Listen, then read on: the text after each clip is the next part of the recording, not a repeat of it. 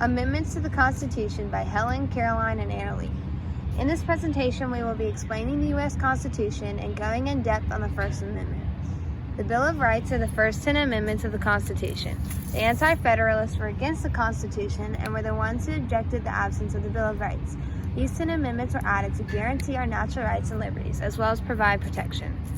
The amendments were made to protect the citizens of the U.S. and keep our government in order. They also modify the Constitution's ideals. Amendments 1 and 14 were made to protect civil liberties and natural rights.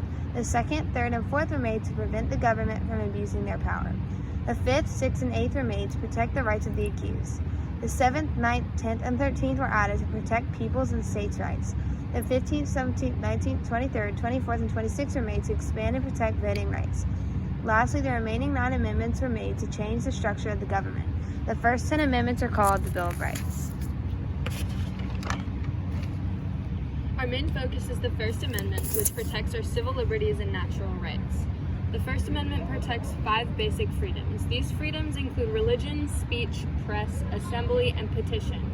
Freedom of religion includes 2 clauses, the Establishment Clause and Free Exercise Clause. Freedom of religion's main point is that the government can't show favor to one religion and cannot treat people differently based off their beliefs.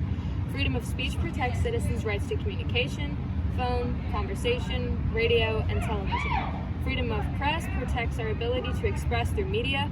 Freedom of assembly protects our right of gathering in groups. Finally, freedom of petition protects our right to express ideas to the government. A Supreme Court case that expands the rights of the First Amendment was Texas v. Johnson.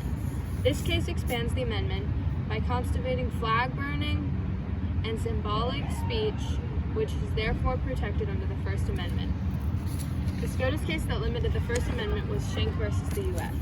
The case limited the First Amendment by setting the precedent that if there is a clear and present danger to society, your actions will not be protected under the First Amendment.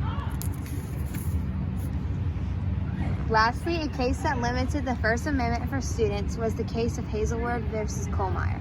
This case regarded to the deletion of the newspaper articles and set the precedent that school can restrict things that are published in student newspapers.